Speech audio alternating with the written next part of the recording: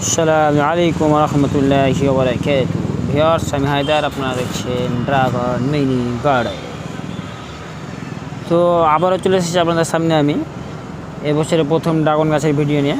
দেখতে পাচ্ছেন কতগুলো শাখা প্রশাখা বেরিয়েছে। তো আজকের ভিডিও আমার এই মার্চ মাসে ড্রাগন গাছে কী পরিচর্যা দেবেন যাতে করে আপনি ভরপুর ড্রাগন ফল ধরতে পারবেন গাছে। এখানে দেখতে পাচ্ছেন এইগুলো কিন্তু চেঞ্জ করা হয়নি। এর সম্ভবত লাস্ট যেগুলো ড্রাগনের ভিডিও ছিল আমার এই সাইডের গাছে, যে ফল ফুল থাকা অবস্থাতে ড্রাগন গাছে মিশ্র জৈব সার ইউজ করতে বলেছিলাম, সেই সময় এইগুলোতে কিন্তু আমি সেই সময়তে দিয়েছিলাম এই গাছে আর ও গাছে, আর অন্য গাছগুলোতে কিন্তু আমার দেওয়া হয়নি। এখানে দেখতে পাচ্ছেন তাতে করে কিন্তু সেই সময় ডিসেম্বরের সম্ভবত ছিল। দেখতে পাচ্ছেন এগুলো নতুন শাখা, নভেম্বর ডিসেম্বরে যেগুলো ডাল বেরিয়েছিল এগুলোতে কিন্তু ফুল চলে আসবে। দেখতে পাচ্ছেন শাখাগুলো বেশ বড় বড় হয়েছে। এগুলোতে সার ইউজ করেছিলাম আর অন্যগুলোতে কিন্তু আমার সার ইউজ করা হয়নি, পাশাপাশি এই দুটোতে ইউজ করেছিলাম। তো এখানে দেখতে পাচ্ছেন এই শাখা প্রশাখাগুলো কিন্তু বেশ বড় হয়ে গেছে। দেখতে পাচ্ছেন প্রায় 2 ফুট 2.5 ফুট করে এই শাখাগুলোতে কিন্তু, যদিও ফার্স্ট টাইমে না আসে, তাহলে মার্চ এপ্রিল মে জুনগুলোতে কিন্তু এগুলোতে ফল পাবেন। আর পুরনো ডাল যেগুলো সেগুলোতে তো ফল আসবে, এগুলোতে কিন্তু এখনই ফল আসবে। এই মার্চ মাসের মধ্যে জল পড়া শুরু হয়েছে এখন, তো এগুলোতে ফুল চলে আসবে খুব শিগগিরই। দেখতে পাচ্ছেন এখন যে কাজগুলো করবেন, যে গাছগুলোর আপনার যে গাছগুলোতে ফল নেবেন, কোন গাছে 6 মাসের যে ডালগুলো পুরনো সেই ডালগুলোতে কিন্তু ফল আসে। তো এগুলো দেখতে পাচ্ছেন কচি, যেগুলো এরকম আপনার গাছে 6 মাসের পুরনো ডাল হয়ে গেছে, সেই ডালগুলোকে প্রথমত কী করবেন, কর্তন করে দিবেন, পুনিং করে দিবেন ডগাটা এখান থেকে 1 ইঞ্চি 2 ইঞ্চি যেরকম ডাল সেই অনুযায়ী। এগুলো দেখতে পাচ্ছেন, এগুলো আমি এখনও পুনিং করব না, কিছুটা আরও বাড়তে দেব। ওই ডালগুলো দেখতে পাচ্ছেন আমি পুনিং করতাম, সেগুলো কিন্তু মাথাটা ভোতা হয়ে গেছে, যার কারণে পুনিং করার কিন্তু দরকার নেই। যেগুলো গ্রোথ বন্ধ হয়ে গেছে, এরকম দেখতে পাচ্ছেন চুচলো হয়ে আছে, এরকম চুচলো যেগুলো হয়ে নেই সেগুলো কিন্তু কাটার কোনো দরকার নেই। যেগুলো বেশ বড় হয়ে রয়েছে এরকম ডালগুলো, সেগুলোকে এখন একবার পুনিং করে দিতে হবে আপনাকে। মাথার অগ্রভাগটাকে কেটে দিয়ে তার বাড়ার সেটাকে বাড়াটা বন্ধ করে দিতে হবে, তাহলে কিন্তু আপনার বাকি এইগুলোতে ফুল ফল চলে আসবে। প্রথমত এটা করে দিবেন।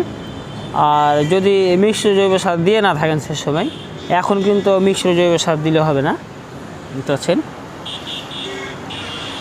এখন আপনাকে সার ইউজ করতে হবে পটাশযুক্ত সার। আর মিশ্র সার জানেন যে জৈব পদ্ধতি সার, যেগুলোতে ভার্মি কম্পোস্ট বা কিচেন কম্পোস্ট, এগুলোতে কিন্তু প্রচুর হারে কিন্তু নাইট্রোজেন থাকে, আর নাইট্রোজেন গাছকে বাড়তে সহায়তা করে। এই সময় যদি এই মিশ্র জৈব সার ইউজ করেন তাহলে কিন্তু আপনার গাছ বাড়বে, ফুল ফল খুবই চান্সটা কমে যাবে আসার। এখানে দেখতে পাচ্ছেন এটা আমি এরকম গ্রুপ আগে ছিল, এটাকে চেঞ্জ করে দিয়েছি সে সময়। তো কী হারে শাখা পোশাখা বেরিয়েছে দেখেন, প্রচুর শাখা পোশাখা। এটাও একটা ব্যাপার, যদি আপনি এই সময়তে দেখতে পাচ্ছেন এই ডালগুলোতে কিন্তু আমার ফুল আসবে। দেখতে পাচ্ছেন এগুলো পুরনো ডাল, এগুলো পুরনো ডাল, এগুলো পুরনো ডাল, এগুলোতে কিন্তু ফুল আসবে ইনশাআল্লাহ, খুব শিগগিরই চলে আসবে মার্চ মাসের শেষ দিনের মধ্যেই, বা অনেকের হয়তো চলে এসেছে, এরকম হতে পারে এই সময়। তো যদি এই পুরনো ডাল দেখতে পাচ্ছেন, এই ডালগুলো যদি এখানে দেখতে পাচ্ছেন যে শাখা পোশাখা বের হচ্ছে, এই শাখা পোশাখাগুলো যদি রেখে দেন তাহলে কিন্তু আপনার এই ডালটাতে ফুল না আসারই কথা, কারণ সে এই ডালগুলোকে খাবার দেবে, তাহলে এগুলোতে ফুল আর আসবে না, সেই ডালগুলোকে বাড়তে সহায়তা করবে। তো অবশ্যই এটাকে এখন আপনাকে কেটে ফেলে দিতে হবে। এটা আমি ভেঙে দিচ্ছি এভাবে। এরকম যেগুলো ডালে আপনার ফল আসবে সেটা বুঝতেই পারবেন, পুরনো ডাল 6 মাসের উপরে বা আগে বছরের ডাল, সেগুলো যদি এখন আপনার এরকম শাখা পোশাখা বের হতে থাকে তাহলে সেগুলোকে অবশ্যই ভেঙে ফেলতে হবে। এভাবে করে ভেঙে ফেলবেন বা কেটে দিবেন। এবার তো আমার কাছে কাটিং প্লাস নেই, যার কারণে আমি ভেঙে দিচ্ছি। এগুলোকে অবশ্যই ভেঙে ফেলবেন। আর একটা ডালে এতগুলো নেবেন না, শাখা পোশাখা দেখবেন এখানে এমন কতগুলো, এগুলো আমাকে সব কেটে ফেলতে হবে, এগুলো সব কেটে ফেলতে হবে, নাহলে কিন্তু আমার এই ডালগুলোতে ফুল ফল হবে না, এসে শুধু ডালই বাড়বে। তো এটা করতে হবে দ্বিতীয়ত। আর তৃতীয়ত খাবারের ব্যাপার, যারা খাবার দেননি, জানুয়ারি বা ফেব্রুয়ারিতে খাবার দেওয়া হয়নি বা ডিসেম্বরে খাবার দেননি, তারা এই সময় কী করবেন, ফল আনার জন্যে মিশ্র জৈব সার তো দিবেন না বললাম, দিতে হবে আপনাকে এই সময় পটাশযুক্ত সার। তো জৈবভাবে আপনারা জানেন যে আমি কিন্তু জৈব পদ্ধতিতে সব গাছ করে থাকি। তো জৈব পদ্ধতিতে পটাশ পাওয়া যায় কলার খোসা থেকে। তো কলার খোসা গুঁড়ো করে দেন এবং ওটা দিবেন, আর কলার খোসা ভিজিয়ে তরল জৈব সার ইউজ করবেন, তাহলে সেটা গাছ কিন্তু খুব শিগগিরই শোষণ করতে পারবে, খাবারটা নিতে পারবে, তাড়াতাড়ি কাজ হবে। তো এখন আপনাকে কলার খোসা ভিজানো জল দিতে হবে।